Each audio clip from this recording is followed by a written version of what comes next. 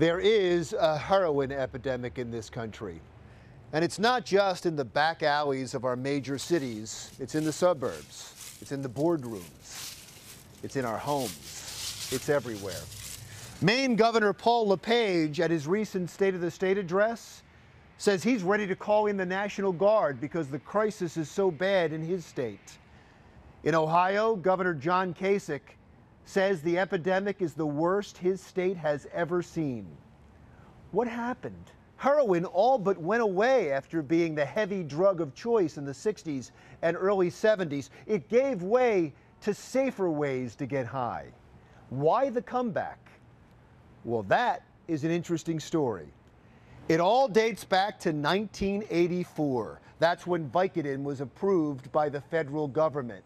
It was the first opiate-based prescription drug. In 1995, along came OxyContin, and then in 1999, Percocet. They were all made with synthetic opium. Opium is the main ingredient in heroin.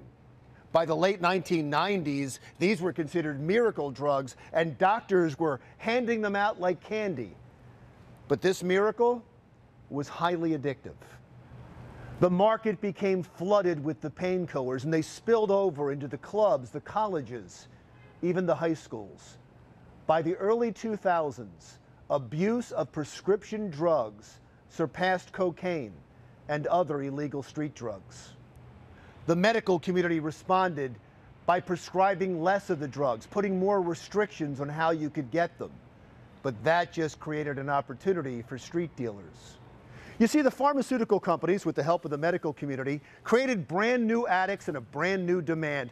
And the dealers were all too happy to help meet that demand. Hey, you like opiates? Well, let me introduce you to an old school opiate, new and improved, and in new packaging, heroin in tiny little packets, just like the pills. No more messy needles or flames to deal with.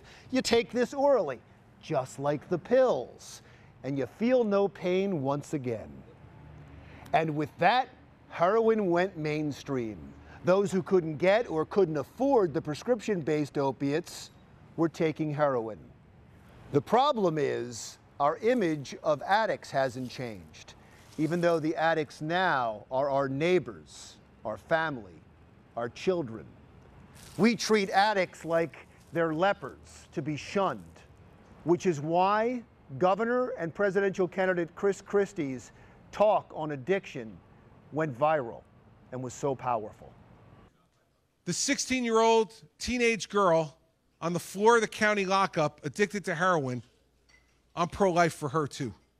Her life is just as much a precious gift from God.